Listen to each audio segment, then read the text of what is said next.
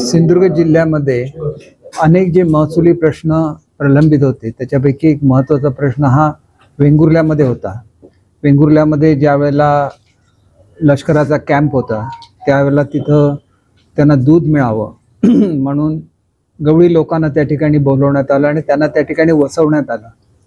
परंतु ती वस्ती तिथंच राहिली, परंतु अनेक वर्ष ही लोक सर्व सोयी सुविधांपासून वंचित होते।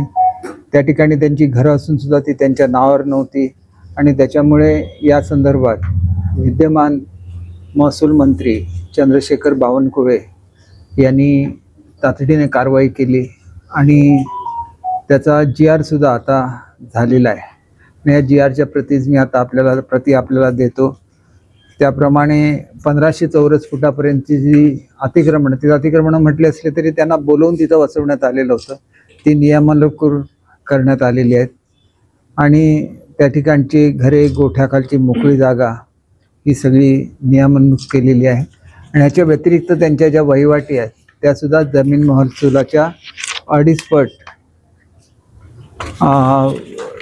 त्या ठिकाणी त्याचं नजराणा भरून त्यासुद्धा नियमानुसार करण्यात आलेल्या आहे आणि त्यामुळे अशा रीतीने अनेक वर्ष प्रलंबित असलेला हा प्रश्न आता संतुष्टात आलेला आहे आणि या जमिनी लोकांना उपलब्ध होतील।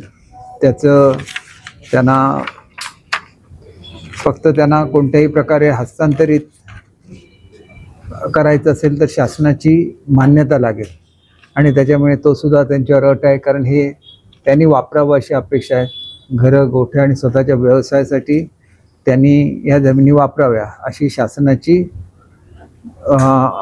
त्या ठिकाणी अपेक्षा आहे आणि तशा सर्व अटी शर्ती घालून या ठिकाणी या जमिनीचं हस्तांतरण करायला शासनाने मान्यता दिलेली आहे।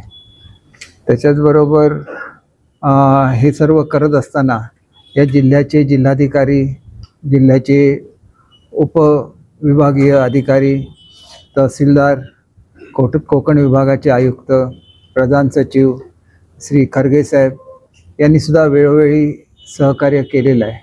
सर्वांचं या निमित्ताने मी मनापासून आभार मानतो। तसंच वेंगुर्ला येथील गवळीवाड्याचा रहिवासी संघ आहे, त्यांनी सुद्धा एकजूट दाखवली, वेळोवेळी आम्हाला सगळ्या कागदपत्रांची उपलब्धता करून दिली। त्याच्यामुळे जवळजवळ 70-80 वर्षापेक्षा जास्त किंवा जवळजवळ 100 वर्षाच्या आसपास प्रलंबित असलेला प्रश्न आता सुटलेला आहे आणि त्याच्याबद्दल मी पुन्हा एकदा महसूल मंत्री महोदयांचे मनापासून आभार मानतो आणि त्यांनी पुढच्या आठवड्यामध्ये आंबोलीच्या जमिनींवर जे वनाची नोंद झालेली आहे त्या संदर्भात सुद्धा मीटिंग बोलवलेली आहे आणि येत्या 8-15 दिवसामध्ये हा प्रश्न सुद्धा निश्चितपणे सुटेल याची मला खात्री आहे। मुळात या ज्या जमिनी आहेत त्या संदर्भातली जे एक निवाडा व्हायला लागतो तो निवाडा झालेला आहे आणि या निवाड्यामध्ये या जमिनीवर 35 सेक्शन खाली वन लागू शकत नाही असा निर्णय झालेला आहे। आता त्याला शासनाची मान्यता लागेल आणि ही मान्यता लवकरच प्राप्त होईल याची आम्हाला खात्री आहे।